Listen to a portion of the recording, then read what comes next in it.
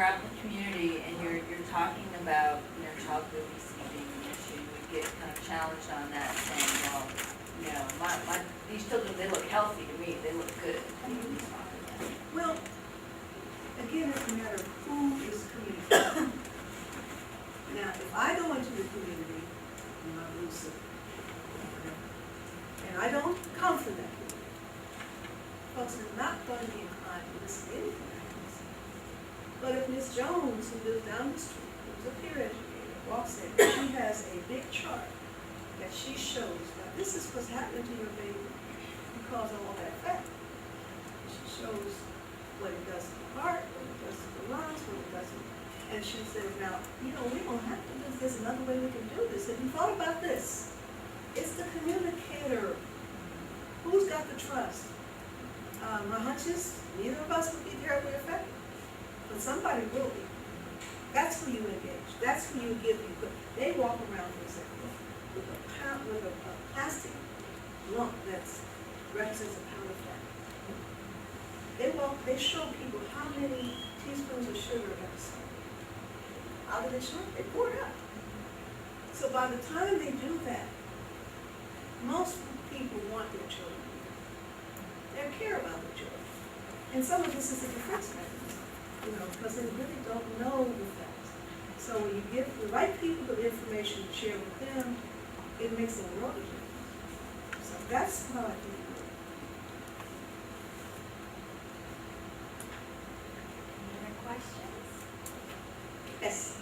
I was just wondering if you think that there's the potential for, with bringing about awareness for something similar along the lines of the lawsuits that were brought against, for example, the tobacco companies, if that could be a possibility with, for example, soda companies or with, I don't even know, high fructose corn syrup companies. Well, I think there may be options in addition to lawsuits, like taxes. The Healthy Schools Act that I mentioned initially was passed by the council and then the mayor decided to defund it in his budget. That's the mayor's help. And then the council refunded it in the tax on sodas. Now, in the state of Maryland right now, there's also a conversation about tax on fast food. Extra tax on fast food. So their lawsuits are expensive, and often many of us who are in churches don't have that kind of money. But if we can get the powers that be to think about taxation as a strategy to raise the funds we need, that might be an interim strategy until we win the lottery after lawsuits. But you know, it has worked, and I think it's worth considering. Yes. I was wondering if you could elaborate a little bit more on providing more healthier options at like corner stores, and how like some of the preliminary results of that are going. Like, is that pretty feasible to do, or are you facing a lot of hang-ups? Well, we tried, our partner DC Homeless Solutions was really leading the way on that, and they really tried to do it by way of moral suasion. And they got a few people to cooperate, but you know, the pushback is those things don't move, they take up shelf space, I can't make as much money as I can sell cigarettes and other stuff. So this new law that I mentioned, provides incentives for corner stores to stock. I don't know all the details. When you get a chance, Google Feed DC. It will give you some of the strategies that are used to focus just on that issue, getting corner stores, which are available, accessible, and often a lot easier to reach than the neighborhood grocery stores, to see what strategy they use. But certainly incentives are one of the strategies. But there was pushback initially, and there's probably still going to be pushback. And that's why you have to always work on two fronts. You work on the policy side, but you work on the community side too. Because if you have a policy in place but nobody even buys it. So we always say, how do we make sure that there's supply and demand? How do you find out? How do you get community folks to say, you know, you're right about this. Let me go to the store that sells the stuff. Yes. I had a question in relation to that as well. In addition to the incentives for the corner stores and grocery markets that come in, you mentioned the restaurant vending vans and things like that. Are they also a part of the? Let me clarify, I didn't mean restaurant vending, I meant, you know, you all have these little carts here in New Orleans where people sell food from the counter. You know, in DC, we call there's a little truck that comes around and sells ice cream, and we can't name it. All right, well, what we're saying is that this might be an opportunity for entrepreneurship. With some of our young people, for some of the people who are out of work, to sell fresh fruits and vegetables from their cars. And there is a provision in the law for that. Now, what you have to do is deal with licensing, you know, and regulations and all. But that's the kind of thing I was talking about. You know, where folks in the community become involved with that. And we're working on that. Now we have a garden initiative that just got funded. That we hope to produce the food that can be sold on the cars. All in the interest of economic development. Because if we can't make this real for people, until we can see tangible changes. That's what I want.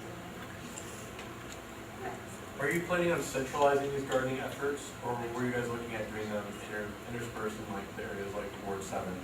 There is already in DC a centralized gardening area, Common Good Farms. And so they are located in a different part of the city, and people come to them and they learn the gardening techniques and so on. So we were talking about dispersing.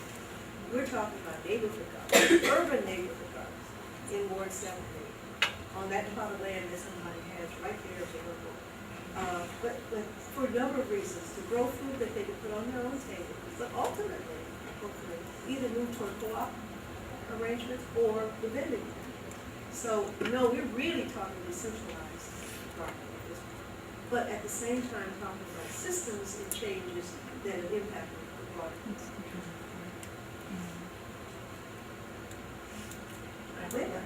Yes? Did I see it? I was pointing to Oh, okay.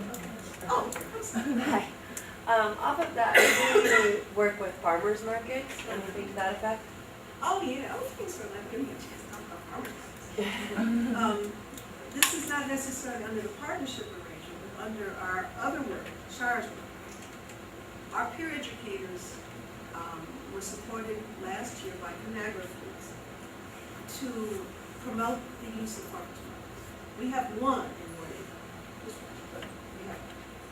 but they weren't doing all the work. People didn't know where they were, they didn't know what to do with the food and produce. And so, our project was supported to spread the word, to hold demonstrations, to get people aware of the fact that the market was there, and so on. Now, as a result of our outreach, the sales in Middle's Market increased by 57%. And it goes to show that when people know what to do with fresh produce, what do you do with it? You know, what do you do with the squash? How do you fix this? And we had demonstrations at the farmers market. We had a healthy eating day at the farmers market. People came and we had the demonstrations and had a chance to see, oh, that's what you do. But the point is, it makes a difference, and we feel that we want to boost the participation and sales of the farmers and the clients at the farmers market, and it's working.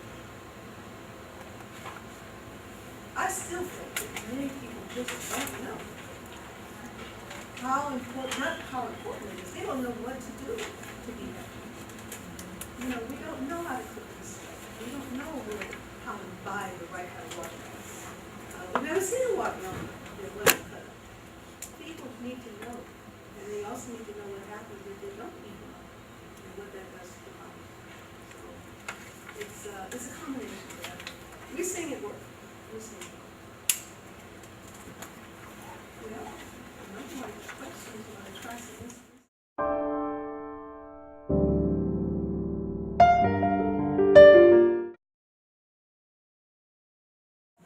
And that's it. Out and good. Keep going.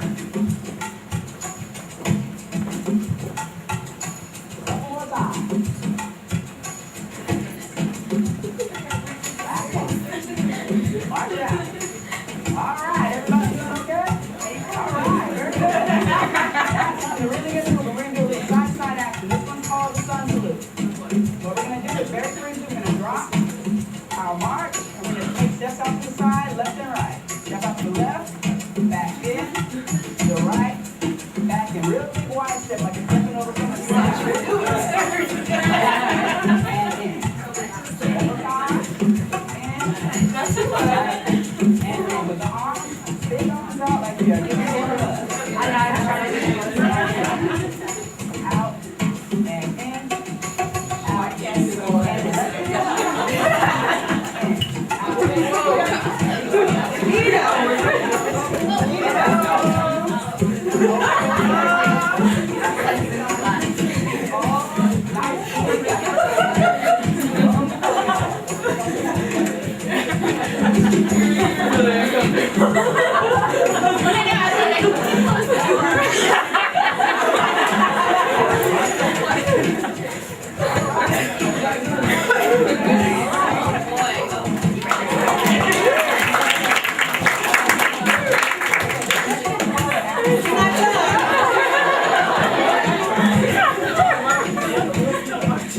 Again, we're gonna mark and go back step, starting on the right. Take that step back and cross. Good. Very nice. Now with the arms, as we take our back step, our arms are gonna shoot up to the sky. We're gonna lift to the sky. Here we go.